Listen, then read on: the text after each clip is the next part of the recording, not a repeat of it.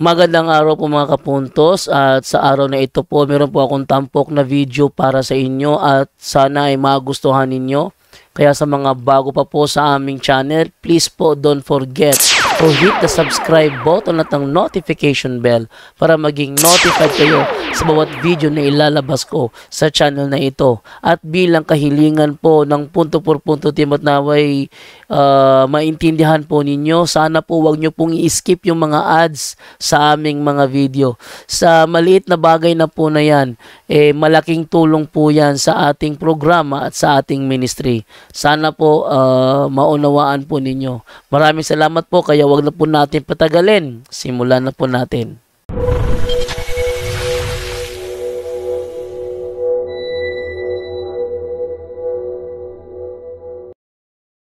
Gusto to ba ay? Ikaw tatanungin ko, ready ka na ba? Ready na, bro. Okay, ready ka na? Game ko na ba? Sige, go ahead, bro.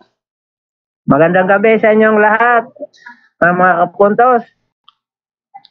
At saka sa lahat na nakikinig at tumatangkilik sa programang Punto por Punto. Bro, ito ang tanong, bro. Sa ngayon, hindi ko mapigilan, bro, na mayroon pa rin panahon na madali akong magalit. Kahit anong gawin ko, mayroon talagang panahon nga madali lang akong magalit sa mga pangyayaring makita ko, ano diyang iba pa. Ang ano ko, bro, hindi kaya ito epekto sa lolo ko nga albularyo noon. Kahit ginounce ko na yung mga occult practices ko sa harap ng tabernacle. Okay, hindi ba yan sa lolo mo? Hindi ba kaya epekto ito sa pagka-albularyo sa lolo ko noon na nandito pa, o anong gawin ko nga parang mawala ito? Okay, bigyan din muna kay Brother Angel. Brother Angel, ikaw muna sumagot. Well, according to sa mga natin, although sabi nga hindi naman sila expert, may nalalaman lang. Sabi nga ni Bro Wendell, sabi nga niya, sana pag-aralan nila pagdating din sa yung mga marami nila lang na deliverance sa mga yung madaling magalit, no? So may there's a bigger possibility, no? Malaking possibility yan na yun, may something doon, no? Mayroong nag-uudyok, no, para magalit ang tao. Kaya nga actually yung mga napapansin mo yung mga tao na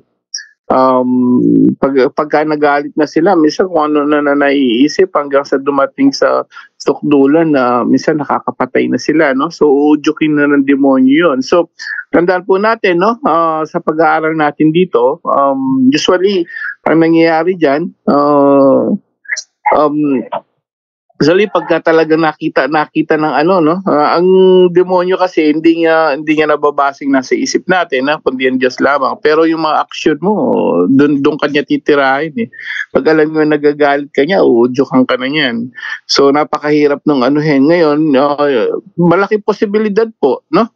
Although sabi niya na-renounce yun na, but there is a possibility yung hanggang ngayon may mga taong ganyan. Pero alam ko marami na silang na-deliverance na gano'n, no? Na yung mga madaling magalit. But anyway, yung iba naman talagang may pagdating sa medical naman, kapatid, no? May mga tinatawag tayong may sakit sa depression, no? Mayroon naman tinatawag na may mga daling magalit, may tinatawag tayong bipolar disorder din, no? So marami yung mga pwedeng i-consider, kapatid, na pwedeng medical, spiritual, no? So dalawang bagay yan. Yes, there's a possibility, kapag meron siyang posibilidad, pero kailangan talaga i-diagnose pa yan. Pero yung usually merong mga yung madaling yung kaya nga 'di ba may tinatawag na stress tab na gamot, no? Yung madali ma-stress, madali magalit. Usually nag-aano yan sa mga psychiatrists, binibigyan sila ng gamot para pampakalma, no? So mayroon din na level yung bipolar disorder na pagka sila ay nagalit, uncontrollable na, pati bibig nila hindi na nila makontrol, yung sinasabi nila hindi na nila makontrol, kahit na mapapahiya na yung tao, kahit na ano. So maraming ano yan, kapatid, no? Maraming pwedeng dahilan yan. Pero yung sinasabi mong baka contaminated ka pa rin, yes, possible po, no? Dahil nga sa sinabi nyo na parang yung mga parents mo, albularyo, baka nyo po, kapatid. Yung lolo ko, bro, ko. Yes, possible po, no? Pero usually pag ganyan, pwede rin kayong magano sa tinatawag nila sa ating doctor of psychiatrist, no?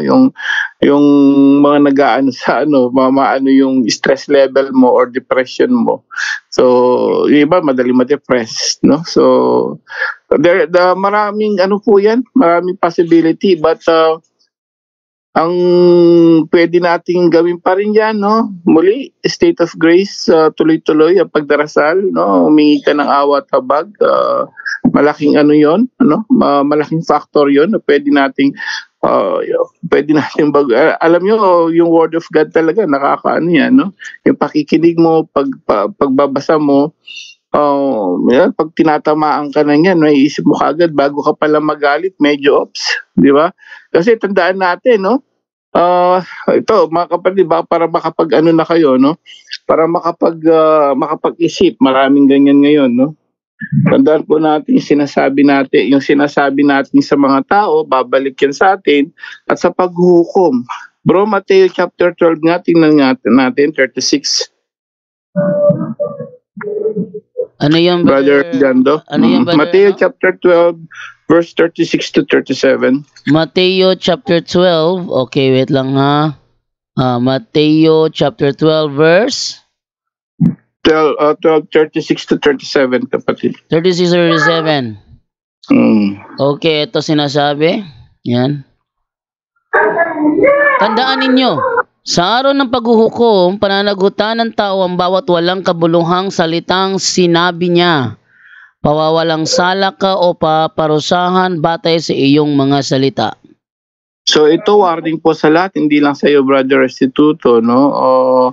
Pwede itong makakatulong sa iyo na pag inisip mo yan, naka-record pala, di ba? So bubuklatan tayo ng Aklat ng Buhay. Remember sa pahayag, no, sa Book of Revelations chapter 20, bubuklatan ka ng buhay at alam ng Diyos kung ano yung sinasabi mo. At akala nila sa gawa lang sila mapaparusahan. No. Ayon sa bibig ng ating Panginoon Jesucristo, lahat ng mga masasamang salitang yan, nakarecord po yan. Pag namatay tayo, bubuklatan ka ng Aklat ng Buhay. Alam niya kung anong sinasabi mo at hahatulan tayo dyan. So kailangan, at hindi po yan. Bakit nga ba? Efeso nga po chapter 4 bro. Ano yung Brother Angel? Efeso chapter 4 muna. 4 verse 29. 29 lang. 29 to 30, tingnan natin. 29 to 30, okay. Sabi ganito. Wait lang. Huwag kayong gumamit ng masasamang salita, kundi yung makakapagpalakas at angkop sa pagkakataon upang makapagdulot ng mabuti sa mga nakakarinig. At huwag ninyong saktan ang kalooban ng Espiritu Santo, sapagkat siyang tatak ng Diyos sa inyo, ang katibayan na kayo'y tutubusin pagdating ng takdang araw. Alam niyo, dito sabi nito, huwag niyong dulutan ng pigati ang Espiritu Santo. So habang nagsasalita ka ng masama sa tao, pinagdudulutan niyo ng kapigati ng banal na Espiritu Santo, kapatid. Napakahalaga pala ng salitang binibitawan natin. So from there on, pagka naririnig mo yung mga ganyan, pag-isipan natin bago tayo magbigkas ng mga masasamang salita. Isipin mo na pwede kang mong ikaw-impyerno yan. At sabi nga rito sa 31 bro, kung ano yung sinasabi ni Apostol Pablo ng Biblia. Baba natin sa 31 bro, Jando. 31. Eto 31. Alisin na ninyo ang lahat ng sama ng loob, puot at galit. Huwag na kayong mambulyaw, manlalait at mananakit ng damdamin ng kapwa. Sa halip, 32. Okay, 32. Sa halip, maging mabait kayo at maawain. Magpatawad kayo sa isa't isa tulad ng pagpapatawad sa inyo ng Diyos dahil kay Kristo. So, imaginein mo, no, hingi tayo ng hingi ng tawad sa Diyos, pero galit na galit tayo sa kapwa. Hindi mo mapatawad ang kapwa mo. Ganon din yung sinasabing, sinungaling nagsasabing, mahal mo ang Diyos, hindi mo naman siya nakikita, pero lagi kang galit sa kapwa mo. So, paano mo mamahalin ang hindi mo nakikita? Kung ang nakikita mo nga ngayon, hindi mo kaya mahalin dahil lagi kang galit. At pinakamatindi rito kasi yung 36 na lahat po ng ngayon nakikinig ngayon, no, hindi biro po itong nasa Biblia natin, mga panuntunan ng Diyos. Ano sabi ni Jesus? Huhukuman tayo sa pagdating niya ayon sa kanyang mga salita. Isalita niya po lahat ito, kapatid. So from there on, mag-isip-isip na po tayo. Actually, kahit ikaw, even the Word of God lang, sa akin experience ko yan. Pagmula nung, yun nga, 11 years na ako nagbabasa, nag-aaral ng salita ng Diyos. Ang dami na po na bago, lalo na pati pananalita ko, yung galit na ko control. Because of the Word of God. So, yan po, no, nakakatakot nga din dahil kada pala sinasabi ko sa kapwa ko, aba, nakarecord pala at pwede ako maimpyerno dyan. Abay, mas matindi rito pag nagmumura ka, nagsabi ka ng ulol, di ba? Bro Jando, tingnan na natin sa 5, no? Doon pa lang sa may chance ka pa, may yung diretso ka, delikado ka. Mateo 5 nga, Bro Jando, 22. 5:22 na Mateo, sabi ganito. Ngunit sinasabi ko naman sa inyo, ang sino mang napupuot sa kanyang kapatid ay mananagot sa hukuman. Ang umahamak sa kanyang kapatid ay mananagot sa kataas-taasang kapulungan ng mga Hudyo. At sino mang magsabi sa kanyang kapatid, ulol ka, ay manganganib na maparusahan sa apoy ng impyerno. I-connect mo lahat yung sinasabi natin Panginoon sa Kristo, bro. Lahat yan galing lang sa yung lumalabas sa bibig natin. Akala natin gawa lang, akala natin nanuntok ka, pumatay ka, no. Ayan, no, salita, magsabi kong ulol ka, yun, yung mga word for word yan galing sa ating Panginoon Hesus Kristo. Abay, nanganganib ka maimpyerno. Bakit? Sa 12:36 sabi, paparusahan ka ayon sa iyong salita, kaya talagang pigil at pigil, kapatid. So yun ang pwede natin isagutan, kapatid. Ganito kasi ang nangyari ngayon sa akin, bro, nung ko talaga nga magbago. Although madali akong magalit, pero madali namang mawala. Sa katunayan, napatawad ko naman lahat na sa akin buong puso ko talaga pinatawad sila. Kinalimutan ko na yung mga pangyayaring hindi maganda. Ang kaso lang, hindi ko lang mapigilan talaga. May panahon nga madali kong magalit, pero madali namang mawala. Pero gusto ko talaga mawala sana yung ugali na yan na madaling magalit dahil kinatuklaman ko yan Anong gawin ko ito, bro? Parang ba i-renounce ko ulit o ano? Well, kagaya ng sabi natin, no, depende nga yan. Pwede rin medical problem yan, no? So, baka sakit yan. Actually, yung mga psychiatrist, nagbibigay po yan, pampakalma o yung may binibigay sila. Pagkakalam ko dyan, no? Nakalimutin ko yung certain na gamot sa mga may stress, sa mga may depression, na madaling magalit. Even may bipolar disorder. So, pwedeng gamot yan, subukan mo para hindi ka magkaano. Kasi kung sarili mo lang, actually, sabi ko nga, marami na pong nabago ang sa salita ng Diyos. Marami na mga nagbo-Bible study, naglingkod sa Diyos. Talagang nabago naman po, no? So, nasa sayo po yan, no? Kasi utos po ng Biblia, last verse, bro. Chapter 4 nga, verse 26, bro. Ito po yung utos kasi na pwede nating yun? Efeso 4:26 bro. Efeso 4:26. Ito naman.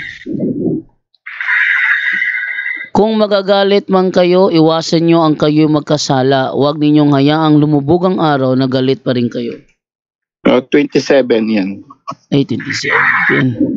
Huwag ninyong bigyan ang pagkakataon ng dyablo. Yun po yung ano dyan, no? So, ikaw yun. In other words, huwag mong bigyan ng pagkakataon ng Diablo pag nagagalit ka. Ano yung pagka binigyan ng pagkakataon ng Diablo? Yung makapanlait ka. Kaya pag binababo yung verse na yun, dun sinasabing na pagka nanlalait ka na, kaya sabi rito sa 31, di ba, malinaw. Alisin mo yung galit, magpabubulyaw. Sa lahat po na nakikinig ngayon sa buong mundo, no? Tanggalin niyo po yan kasi nabibigati ang Espiritu Santo. At kapag hukom, hahatulan tayo. So isipin mo na lang po yun, kapatid, no? Kung ako sa iyo, tulungan mo rin ang sarili mo. Kapag ka may pigilan mo yung pigilan mo na lang yung ako, siguro because of the word of God every day, naano ko lahat yun, no? Nalalampasan ko lahat yun, although hindi niya ganun kadali dahil yung mga tao, sabi niya, di ba? So madali kang lalo na pagka tinutokso ka ng galit talagang magagalit ka. Pero walang imposible sa Diyos sa salita niya, kapatid. Tulungan mo yung sarili mo ngayon, obserbahan mo sa mga salita ng Diyos na binigay natin, delikado pala, pwede ka ma-impyerno, pwede ka mapahamak. So dun muna tayo, kapatid, and then control yourself. Try it muna. Yung tinatanong nyo, anong gagawin ko, kamo? Subukan mo yan. Subukan mo lagi magdasal, mag-rosary, prayerful life. Palaging punto por punto. I-try mo muna yung, kapatid, and then observan mo yung sarili mo. Kung nakokontrol mo na, salamat sa Diyos, kapatid. Subukan mo muna yun bago ka pumunta sa psychiatrist next time kung ano man ang pwede natin solusyonan, kapatid. Try mo muna. Pigilin mo yung sarili mo. Help yourself, kapatid. Salamat, bro. Salamat. Kasi sa ngayon kasi unang oras ng pagising ko, magdasal talaga ako At saka bago ko matulog, magdasal rin ako. Magrosaryo araw-araw. Ganyan ang ginawa ko. Pero kung magalit ko, hindi naman magtagal mga oras lang o mga minutos lang, mawala naman. Pero hindi ko gusto yung galit ba, sana ko sa sarili ko. Pero sige lang, bro, baka maawa ng Panginoon, baka mawala na ito. At saka salamat sa magandang sagot at sa mga verses nga ng basa. Yan, gawin ko yan. At saka God bless, bro. God bless sa inyong lahat. Thank you. Salamat po sa Diyos. Salamat po.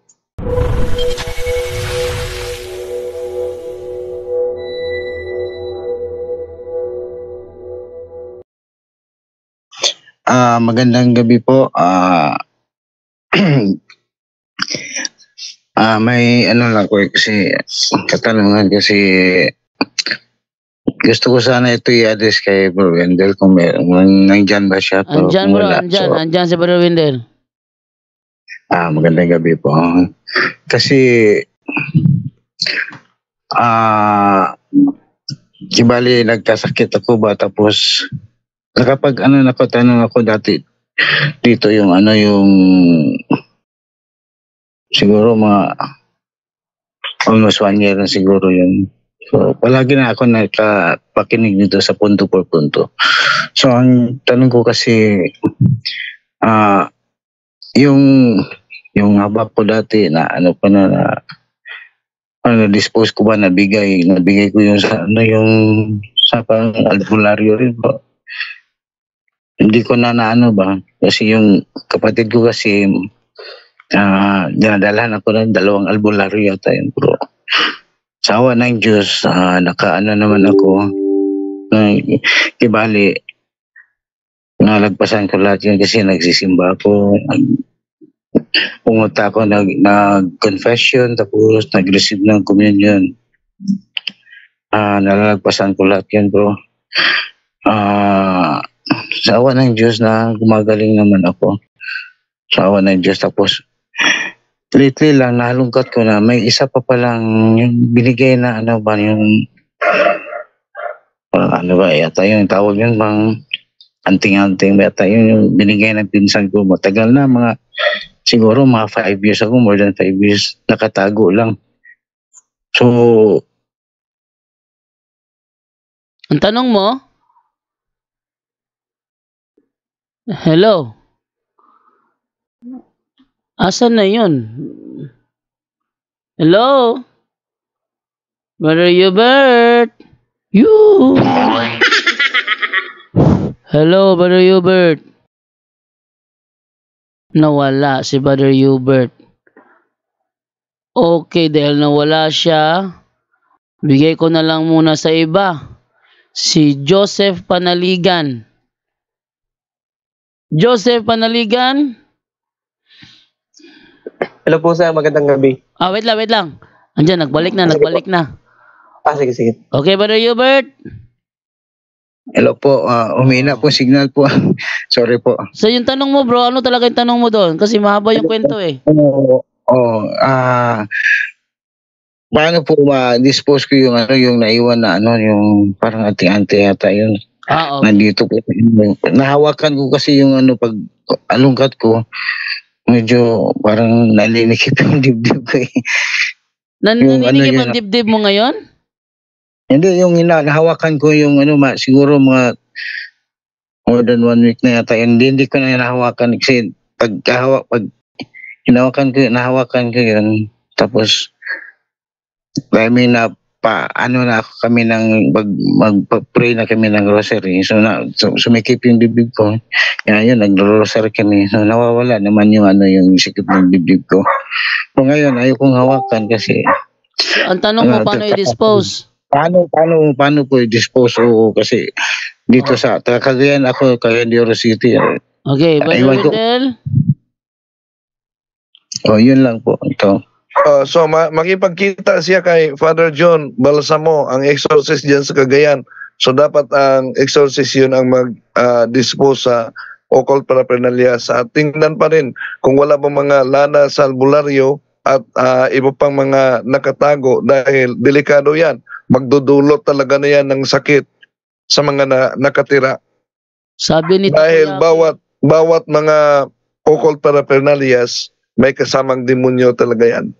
Sabi ni Takoyaki dito, open psychic niya. Open psychic mo bro, Hubert? Nung una kasi yung yung hindi, yung kasi yung nakakita ko nakakita ko ng yung may sungay, ganun ba? So open tao. So noon pa yun, bro. Sa ngayon yung nagsisimba na ako palagi at saka nag-kumpisal, nag-receive ng communion, nag-rosary. Hindi na yun nangyayari sa akin. Kampante na ako ba? Pero yun lang talaga, nawakan ko yung paghalungkat ko, mayroon pa palang isa. Yeah. So, hanggang na yan. Ang ginawa ko, nag-online blessing naman ako sa yung sa kay Father Darwin na yung olive oil at saka yung salt at saka yung water. Hinugasan ko yung kamay ko. Pero naninikip pa yung dibdib ko noon. Pero nag-rosary kami, nawala naman yung yung paninikip ng dibdib ko. Pero sa ngayon, binalot ko yun ng papel at saka plastic. Nasa loob na yun. Tapos yung plastic, hinaplasan ko ng ng holy oil. Nandiyan lang yan sa hindi ko na hawakan na sa lang yan, nakalagay sa hindi mahawakan eh. Pero, okay, ang next tanong mo, Brother Hubert?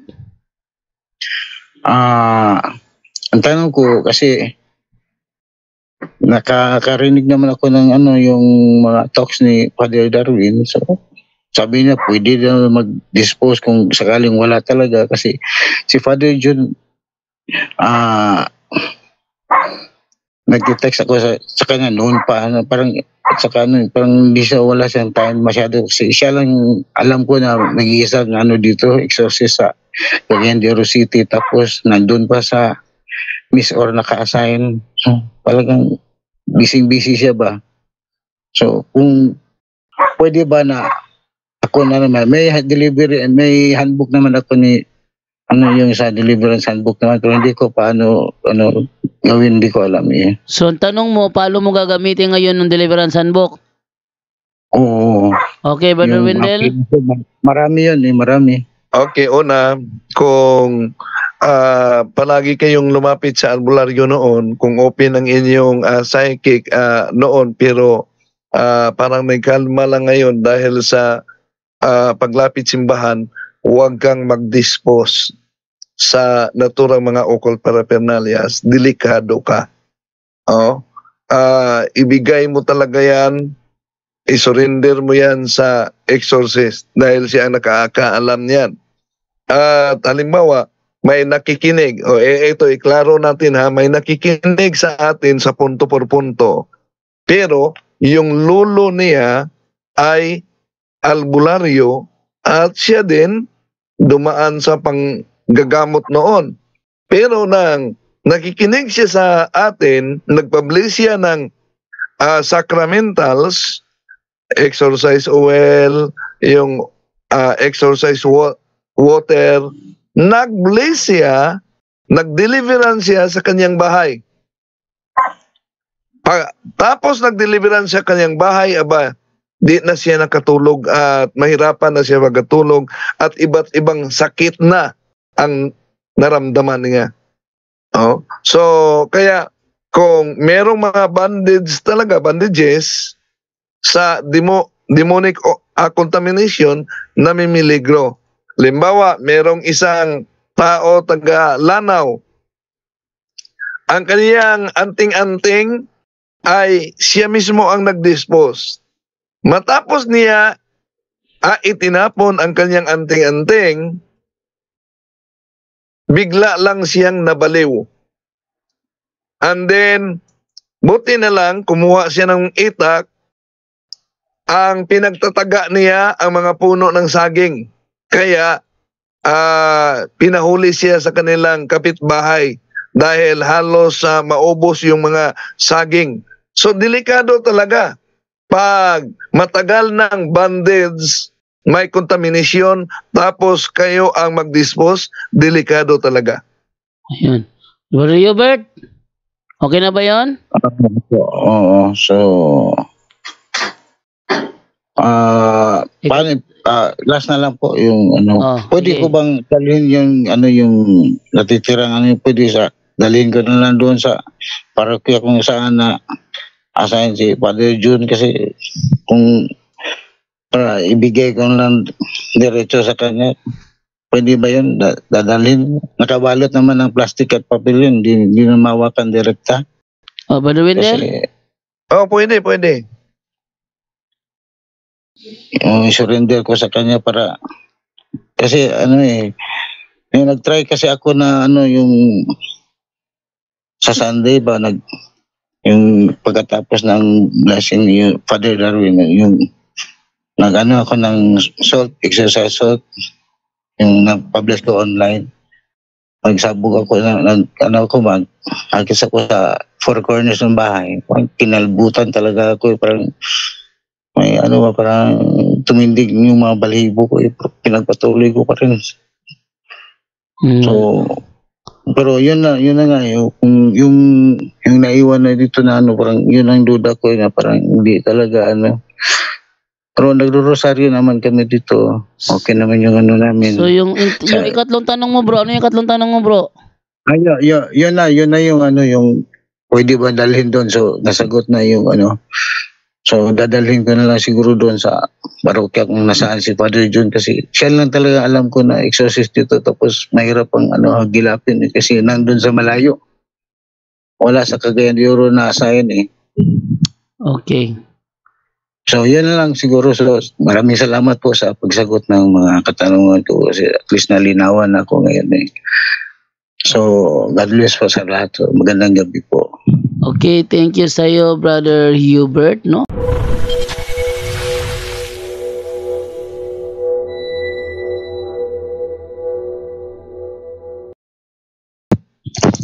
Hello, sir. Good evening sa iyo, bro. Okay. Ang tanong ko lang doon sa ano, yung alam niyo yung isda. Yung isda na yung atay niya, ano atay,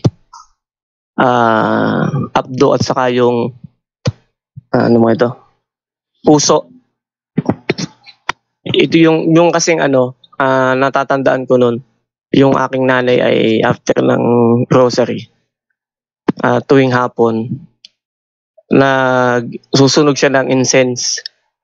Tapos nilalagay niya ng ano, ng atay ng isda at saka nung puso. Sinabi niya sa akin, natatandaan ko noon ay galing kay ano, sa Aklat ni Tubit. Anong binasa ko nga ay ano, siya ay nandun nga parang biblical. Pero yung question ba halimbawa ito ba ay ano, may pagka-occultism?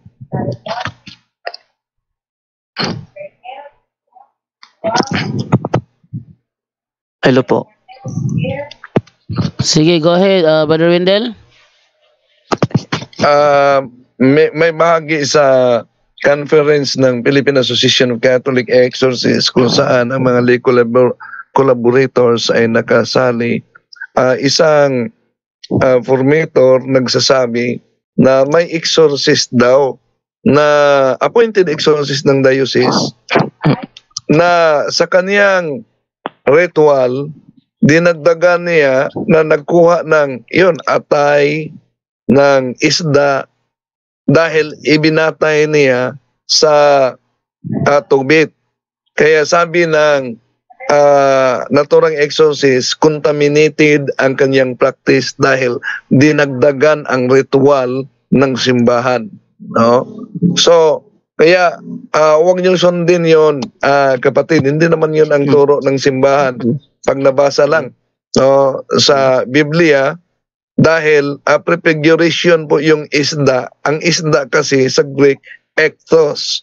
Ang ektos ay napakalapit sa pangalang Kristos sa Grego na siya ang magpapalayas sa demonyo sa kaniyang pangalan, Marcos Kapitulo 16-17. So, hindi yan turo ng simbahan. At ito pa, halimbawa, sinabing occult din na practice, yung mag-iisip ka, ano kaya ang gustong ipaabot ng Diyos sa akin? Then, kuha ka ng Biblia at basahin mo, ito ang ibig sabihin ng Diyos. Yun, bawal din yan, kapatid. Kahit siya ay biblical. Yes, dahil hindi talaga yan ang practice ng simbahan batay sa liturgy natin. Okay. At saka Bro Wendell, yung sinasabi mo, yung Bible tagging no? Yes. Bawal yan, kapatid. Yung sinasabi mo, Bible tagging. Sa mga charismatic ginagawa yan. Madalas si Bible tagging. Kalimitan kasi after ng rosary, tuwing hapon, kasi para may nagturo sa kanya ng ganun eh. Tapos yung mga pag-inom kung sino yung nagturo sa kanya, baka may connection sa occult. So dapat hindi niya yan sundin. At ikalawa, kung gumagamit man ng insenso, dapat blessed incense. Blessed po yun. Blessed incense. Yung sinusunog yung insenso, tapos inilalagay yung isda, yung puso ng isda at saka yung atay ng isda. Dapat hindi yan sundin yan. Isa din yan sa ginamit ng appointed exorcist dahil nabasa sa Biblia at sabi ng mga formators, contaminated sa occult ang kaniyang practices. Meron din mga exorcist na tinitingnan lang sa mata yung appointed exorcist yan at pagtingin biglang na tumba. Yon, contaminated din sa occult practice. Kahit may siya, kahit mayroon siyang devotion kay kahit mayroong devotion kay Arcangel, Gabriel, yes. Rafael. Yes. Kasi kay Kaya puro ni Arcangel Rafael, hindi ba? kaya nga kahit may debosyon, mga albularyo nga, ang daming debosyon nila, may mga santo pa. Kahit turo siya ni Rafael, di ba? Turo siya ni Rafael. Yung nakasulat yan, hindi yan letra por letra, prefiguration yan, ang isda sa pangalan ng ating Panginoon Jesucristo, isda ektos. Ang ektos, malapit sa salitang Christos.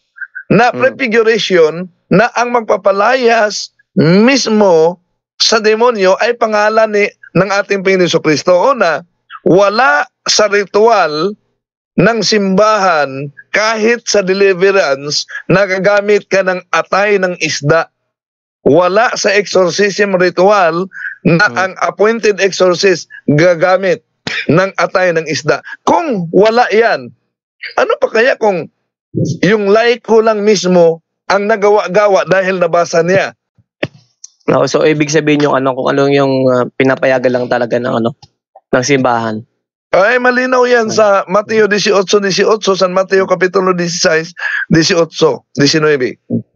Ayun pong yung pong sa apdo, pag inom para tumaas ang dugo.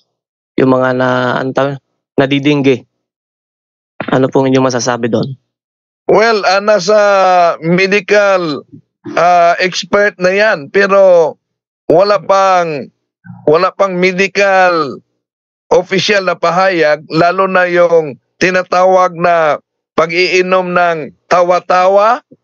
Yes, opo. Na wala pang official na nilabas ang mga medical expert tungkol dyan. Pero ayon kay Dr. GC Ayop na kasama namin, at siya ay dalubhasa lalo na sa dengue. Pag dengue kasi, nangangailangan talaga ang katawan ng liquid. So makakatulong ang palaging pag-inom. Yun ang sabi niya. Kaya yung pag-iinom ng tawa-tawa o ibang liquid, makakatulong talaga yan. Dahil nangangailangan ang katawan ng liquid.